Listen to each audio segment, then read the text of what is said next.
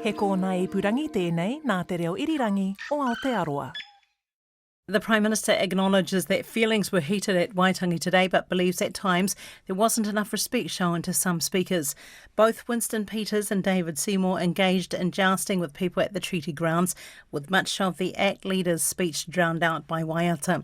That was part of the RNZ News headlines at 4:30 last Monday, the day the coalition government leaders faced a pretty tough crowd at Waitangi. And RNZ's wording there conjured up images of the leaders of New Zealand First and ACT charging their critics on horseback, bearing a pointy lance each. But the jousting was, of course, only verbal, and like some of the things said in Waitangi oratory, this was not meant to be taken literally. For example, a former minister in the previous government, Pini Henare, was also at pains to point out the same day he was only speaking figuratively in te reo about firing shots at political opponents. But on social media, ACT leader David Seymour reacted this way. He should be held to a very high standard for talking about shooting people. The fact that he gets a free pass for saying it in Māori on a marae points to some of the challenges we have in New Zealand. Predictably, many of his critics counterposted audio of David Seymour's News Talk ZB interview last year, in which he fantasised about blowing up the Ministry for Pacific Peoples, Guy Fawkes style. Now, it was just a joke, David Seymour later said, but one which backfired a little when you consider that Guy Fawkes didn't actually pull off the gunpowder plot back in 1604, and he ended up hanged, drawn and quartered for high treason after he got caught. And 420 years later, almost to the day, some now see David Seymour's bid to redraft the principles of Te Tiriti o Waitangi as undermining this country, and even his main allies in government insist they don't support it. And the Prime Minister was on the receiving end of a fairly figurative gesture of disapproval too at Waitangi on Monday, reported this way by RNZ's Deputy Political Editor Craig McCulloch. Very vocal, responding to the speakers, jeering and shouting. The hakapōwhiri, which we heard a little bit of there, was a loud, sustained challenge. It was very deliberate. The warriors came very close. One of them even lifted his maro, bared his genitals to those approaching. Again, a challenge. Another moment there that grabbed the senior journalists and writers in attendance who were on the lookout for vignettes to write about, as well as the vibe. And Stuff's Adam Dudding seemed to improve. Special commendation for the chap who, at least twice, flicked his pew-pew skywards and vigorously shook his family jewels in the direction of our Prime Minister. Yet some were offended, pointing out that in any other public context, that'd be indecent exposure. Winston Peters rose to the challenge on the pai with what Adam Dudding described as a brief, angry spray, telling his critics to stop the crap. And for the Herald, Simon Wilson said that Winston Peters' claim that people in the crowd didn't have his own long history of fighting for Māori rights was preposterous because the crowd was full of people who have been doing exactly that for most of their lives. All those kuia and kaumātua sitting around under the trees, Peters knows full well who they are and the immensity of their contributions. And it turned out that Peter's own deputy, Shane Jones, did as well, as was clear when Blake Ihimaera, the co-host of the TVNZ Whakaata Māori Joint Special, asked him this. Where are you going now? Going to join the protest or...? No doubt. If I look closely, many of my own whānau will be in that process group. But, I see a lot of young protesters there. They belong to the local church groups. They belong to their local kapahaka. They belong to their local schools, their school teachers, their labourers, their university students. This is the freedom that is a key feature of New Zealand society, and that's why I say we should jealously guard our liberties and our freedoms, and many of them are traceable to the Treaty of Waitangi, but they will disappear, at least each generation cherishes. And there were more bluster-free and fairly intimate interviews like that one, conducted away from the heat at the treaty grounds, in what TVNZ billed as a celebration of Te Tiriti o Waitangi through the eyes, songs, laughter and characters of those involved. And three other fully bilingual co-hosts anchored that coverage, alongside Blake Ihimaera, Peter Lucas-Jones, Pere Wihongi and Turia Schmidt-Peke. And in the speeches on the pai, there was some salty stuff from other leaders too, including Hone Harawira, which RNZ Checkpoint pulled out for its promo. He said your shitty house bill is going down the toilet. I think the people probably got it right when they voted for someone else. But it was the Prime Minister's speech that got the biggest reaction from the news media, perversely because it was the opposite of inflammatory, according to Stuff's Adam Dudding. A speech so magnificently banal that even the angriest of critics forgot to boo at him. And at the spin-off, editor Madeline Chapman said it was so boring it was actually an insult. And in his stated determination to talk about taking the country forward, the Prime Minister actually went back in time by 1 year. After a social media user stitched together video showing parts of last year's Christopher Luxon Waitangi speech were the same word for word as this year's one, the media seized on it. News Hub's deputy political editor Amelia Wade, for example, confronted Christopher Luxon at Waitangi like this. But why did you copy your speech from the year before? Did you not pick up? We've got some great work to do, and that's all. Speech. And while she was at it, Amelia Wade criticised Luxon's media management. Refused to even acknowledge the multiple media requests from multiple news outlets. Luxon just wanted to boost it out of Waitangi, a Waitangi that many here say was among the most intense that they can remember, largely because of Luxon's promise to the ACT Party, which is allowing them to pursue that mission to redefine the treaty's principles. Writing for Stuff, Tova O'Brien said Luxon's speech actually landed about right. But in her Waitangi podcast, she was also miffed about the media getting snubbed by the Prime Minister. No dice. Christopher Luxon refused to speak to the public on our National Day and refused to budge when we pushed back. So why might Christopher Luxon have done that? Well, last year, when he was leader of the opposition, TVNZ headlined a supposed controversy when his speech referred to the treaty as a little experiment, something he later explained perfectly well in interviews. And he also copped it from New Zealand First and News Hub for this. His use of cue cards. You should be able to stand up on our National Day and give a speech without notes. That's right. Are you comfortable speaking without cue cards? Yes, absolutely. Yep, absolutely. Marae is a place where you are expected to speak from the heart. Whai kōrero is the lifeblood of the marae. It is usually spontaneous, and so using those cue cards felt a bit weird, it looked a bit weird, but also it speaks to Christopher Luxon's self-confidence and the confidence he has in what he is saying. It doesn't help with the authenticity issue. Luxon's authenticity was raised a lot at that time when he was under scrutiny for failing to cut through in political opinion polls, even at a Waitangi Day when there was, according to the Herald's Audrey Young, so little controversy there seemed to be an effort to manufacture some. Now, the Prime Minister's cut-and-paste address this year was also bulletin-leading stuff for News Talk ZB during the Mike Hosking breakfast. A social media user has pointed out several similarities in the Prime Minister's speech to the one he gave in 2023. The video's titled, "When You Copy Last Year's Assignment and Hope No One Notices." But an hour later, the host himself wasn't bothered. The history is the history and the dates are the dates, and it's kind of like, he's not a comedian. It's not a new show and he's doing a new tour. It's not the Eras tour. And on his Wednesday morning media round, the Prime Minister himself doubled down on doubling up in his speech like this. That was deliberate. It's important to have a consistency of message, and particularly given some of the misunderstanding around the treaty and what it means for us, I thought it was important to express it again as Prime Minister. Hayden Donnell looked at that on this week's Midweek Mediawatch at 9:30 on nights here on RNZ National last Wednesday with Emile Donovan, when they also talked about some other stuff in the news and one sensational-sounding scoop that was teased by Australia-based Sky News. Okay, I've got a ripper story coming up this weekend on Sky News. It involves sex work, the right to BYO booze to the races, and most importantly, a biscuit tin, an old biscuit tin. What do all these three things have in common? Well, I'll let you know tomorrow. So why hasn't that yarn seen the light of day? Good question. If you missed Midweek Mediawatch this week, you'll find it on the Mediawatch page of the RNZ website, our section of the RNZ app, or available for free wherever you get your podcasts. Now, for many in the media, the problem with the Prime Minister recycling last year's message for clarity was that much has changed since the change of government to the one he now leads, and he really shouldn't have sidestepped issues like the Treaty Principles Bill, the downgrading of te reo in public service, and the scrapping of the Māori Health Authority. And the day before the politician spoke on the Paipai, TVNZ's Māori Affairs reporter Te Aniwa Huri Hanganui told One News viewers all about it like this. The Kingitanga has well and truly built on the momentum it created when it called for a national hui last month.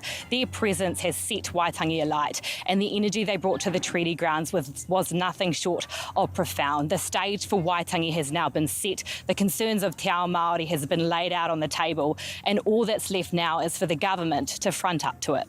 But on Whakaata Māori's coverage on Waitangi Day, Far North Regional Councillor Penitawi Kleskovich made the point like this. I think this year's special because of the Treaty Principles Bill. And you've seen many from ngā whāruarua, ngā motu, ngā maunga, no ngā tōpito te motu, ko whakatau ki runga, whakaeke ki runga i a Waitangi. And they're here because they don't have any assurance from the current government and they're looking for answers. And when they don't understand, that's met with frustration. Now, Penitawi Kleskovich, also incidentally the son of New Zealand First Deputy Shane Jones, was talking there about frustration felt among Māori attendees at Waitangi. But also, the media were clearly frustrated not to get more from the Prime Minister too. But while the ACT Party leader was unhappy about being drowned out on the pai on Tuesday, he has taken every opportunity to speak about what ACT wants in the media. For example, the same day the New Zealand Herald published a piece by David Seymour headlined, "We don't believe the Treaty of Waitangi is a partnership between races." To which several people responded, well, that's because it's really a partnership between the British Crown and iwi and hapu. Mihi Ngārangi Forbes devoted an entire edition this week of her podcast Mata to David Seymour's insistence that tino rangatiratanga was actually for everyone. Seymour said that ACT deserved credit for advances that even predate his own party, including deregulating broadcasting and creating the iwi radio network. You're not claiming ACT is responsible for kohanga reo, are you? No, but Dame Ritana was a founding member of ACT and she was. Yes, but you said and kohanga reo, so I'm just trying to understand whether you are claiming kohanga reo. Well, I think anyone that listens to what I've just said, when I said we're responsible for these things even before we were founded, means that before the party existed in 1996, people that later became associated with ACT were involved in beating back the state, advancing te rangatiratanga and giving people more choice. And the return of TVNZ's Q&A show on Waitangi Day itself was devoted to the Treaty Principles issue, and the ACT leader featured heavily in it, alongside the doubters and opponents. And in another of those fairly chilled-out chats during TVNZ and Whakaata Māori's special on Waitangi Day, Peter Lucas-Jones put this pointed question to David Seymour. Knowing that hapu and Māori, the terms, have been omitted from the drafting of your principles, are you happy to identify who wrote these principles? Well, the principles are taken straight from the treaty itself. So no, but who's the author of the three principles that you have drafted? Well, we have staff who do work for us. They're not the politicians. I'm responsible for their errors, and they're not responsible for their work. They're not the ones that have the public profile I do, so no, I'm not going to identify people. But what I can tell you is that every politician has to draft ideas and put them up for public debate. It's when people get to have that public debate that they can have their input into it. And Peter Lucas-Jones also, incidentally, put that to the Prime Minister later in a similarly grievance-free chat. No one's been identified as the author of those three draft principles. Do you think that's a concern in itself? Well, again, we haven't seen a cabinet proposal, any draft bill, so we haven't started that work as I understand it. So I haven't seen anything as Prime Minister or as a cabinet. On Wednesday, the Prime Minister finally confirmed, when questioned by the Parliamentary Press Gallery, he definitely wouldn't back ACT's bill beyond the first stage.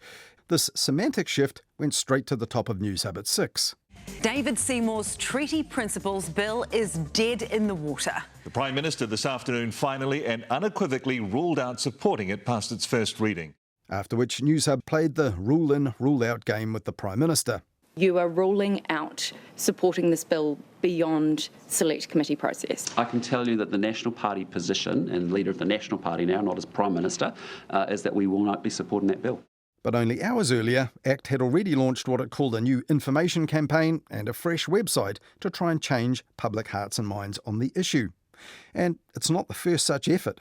Last week, readers of local and metropolitan dailies found an 8-page interpretation of the treaty inserted in their paper, and this was thanks to the efforts and deep pockets of the Centre for Political Research, a think tank led by a former ACT MP, Dr. Muriel Newman. Now, this piece was written by pioneering Māori statesman Sir Apirana Ngata way back in 1922, and it appeared to reinforce the notion that signatories did cede sovereignty back in 1840. Now, the Centre for Political Research, which misprinted its own web address on the publication's cover, said this was merely an effort to stimulate debate ahead of Waitangi Day. But treaty scholar and lawyer Carwyn Jones told Radio Wātea, today this was a contestable view, to say the least. People aren't going to suddenly become experts by reading one piece, and I think you need to be very careful about not kind of cherry-picking the kind of perspectives that just suit a particular ideological perspective. And of course that, I think, is what we see with the New Zealand Centre for Political Research. I mean, we know it's run by Muriel Newman, former ACT Party MP, and you know it's really interesting to see the money that is going into circulating this one particular perspective of the treaty. The Treaty Principles Bill may ultimately be dead in the water now, as Newshub declared it this week, and also the New Zealand Herald, whose deputy political editor Thomas Coughlan said that ACT and National are both now talking about the bill getting 2 rounds of consultation, first as a draft and then when the actual bill comes out. This will drag out discussion on the bill, said Thomas Coughlan. There will also be opinion polling on the matter and a political effort to get debate and conversation going, much of it through the news media. Well, Kiriama Wright is a senior editor at the Okaha news agency based in Rotorua and a board member of the Māori Journalists Association, Kawea Te Rongo. What did he make of the coverage of Waitangi 2024? Yeah, kia ora, Colin. I've been, looking at the different media reports over the last couple of days and also feeling the mauri, of the media that were present at Waitangi. Definitely, even over the last 5 years, things have changed. I think there's a changing of the guard as well, which contributes to the more positive framing of some of these stories. I thought the national broadcast being led by an iwi radio station up north for starters was huge. That's te hiku o te ika, so hats off to the likes of Peter Lucas Jones and his team who were able to collaborate with all of our national broadcasters to provide that. And then on top of that, we had presenters who were speaking Pākehā and Te Reo Māori. I think it's definitely showed a maturing of our media landscape in New Zealand. I was looking at News Hub's coverage at RNZ, at TVNZ as well. And it's easy to look at the positives because it was such a positive event. There was no throwing of dildos or no dirt being slung at any politicians. So there was no opportunity to report on that stuff. But I felt like we are seeing some understanding amongst our media colleagues as to the importance and the power of our media. I spoke to Mike McRoberts throughout the week, and he's on his, Te Ao Māori journey as well, and I could hear in his voiceover his pride to be Māori and his pride to be there reporting on these nationally significant issues on behalf of all New Zealanders. So, it was awesome to see. Yeah, if we go back 10 years, the New Zealand Herald famously for 2014 had a no protest edition because, people grandstand at Waitangi, which is an odd decision to make. They, were putting columnists like Sir Paul Holmes, I think at the time, not long before that, a couple of years before, done an angry column where he got sanctioned by the Press Council saying that Waitangi Day was a day for deluded weirdos and, quite insulting. Mike Hosking, even a few years back in the Herald, saying there's no point in celebrating Waitangi Day. This time around on the Monday, where the politicians arrived the day before Waitangi Day itself, the Herald had a front page saying, this is a really significant day. Politicians here are discussing something historic. Do you think that's a result of what you said, kind of maybe a changing of the guard over recent years? Yeah, largely. I mean, it's not all perfect. Let's be honest. I was just looking through some of the wires yesterday and I saw a big post by John Tamihere, the CEO of Waipareta Trust, taking a shot at the Herald and News Talk ZB for kind of still towing that same line that you just alluded to. There's a story talking about the assault or hospitalisation that took place after the concert at Hawani Waititi. There's another story on News Talk ZB talking about, how the traffic, the large numbers at the Waipareda concert blocked a lot of the traffic in a lot of the driveways, So there are still those sorts of views and those sorts of angles being published. Yeah, but if that happened, it's fair to report that, is it not? Well, that's right. But, there are a lot of positive things that are happening that are also being missed. So the positive, the angles are more accurate reflection of the day. But I still think, there's still a little bit of educating to be done as well. Journalists and editors, some of them might, balk a bit at the notion of whether the coverage should be positive or negative or whatever. I mean, you said more accurate there, a better reflection, which is another way of putting it. But, there was political stuff to be reported with the Treaty Principles Bill and the push behind it. That was fully facilitated, I would say, in and around Waitangi Day. There was a battalion of young journalists, the young Māori journalists, working across, different platforms like Te Aniwa Huri Hanganui, like Te Hipaure or Forbes at RE. It's with TVNZ as well. Because it's no longer the traditional platforms of television and newspaper. We've got the social media news outlets now. And it was awesome to see this young crop of talent coming through and showing some of the more vibrant aspects and angles of Te Tiriti o Waitangi. Like, we heard a little bit about the forum tent. And I know, sometimes that's not significant to our motu. But it was awesome to see some refreshing new faces and new talent coming through. And in my role as a board member on Kawea Te Rongo, that's a part of our strategy as well, and ensuring that a lot of our young talent do find places and roles in amongst not only our Māori media organisations but our mainstream media organisations. And even there, the fact that we've got these young Māori like Mikey Sherman, although she's the same age as me, in these key roles, I think even that's a huge change over since 10 years ago. Yeah, she's currently deputy political editor at TVNZ, although they have a vacancy for their political editor too, so we'll see what happens there. Yeah.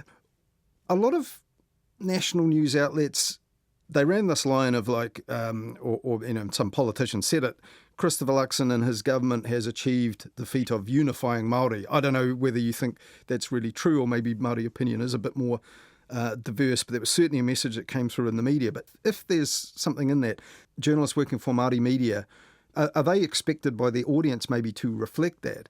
Or can they sort of put that aside with the traditional journalist's impartiality and say, we'll report on that no matter what, the background is of across the board of Māori that are opposed to what the government is doing? Yeah, well, I mean, it's our responsibility to get the kōrero on both sides, and there are some Māori leaders who do agree with that. Waihoroi Shortland, I think, is on record congratulating or thanking David Seymour for being the catalyst of mobilising this unity movement amongst te iwi Māori at the moment. That's definitely not the view of all iwi leaders, but it's our job to canvass everyone's whakaaro. Our role, I feel like, is giving our people a voice and making sure we hear all perspectives of te iwi Māori. And it's not about being easy on, as a Māori reporter or Māori journalist, being easy on te iwi Māori. No.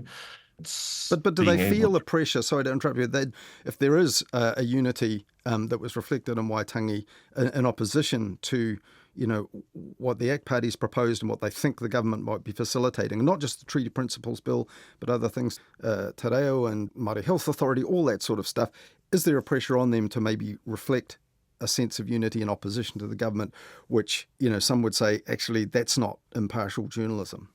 There's a saying in Te Ao Māori that there's no such thing as conflict of interest in Te Ao Māori because we're all whanaunga.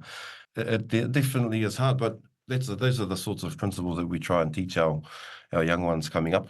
We are there as a voice for our people, but also we need to be there to be challenging as well and training our young journalists up so that they're confident enough. Well, to finish, that brings us back to the role of Kawea Te Rongo. I think that was revitalised, if I could put it like that, refloated back in, I think, 2021. I was at these issues beyond the Treaty Principles Bill are going to be debated. What role can Kawea Te Rongo play making sure that national audiences as well as Māori media audiences are getting really good coverage of these issues as they progress throughout the year? Well, I mean, there will be other hui motu, there will be other activations coming up in the future.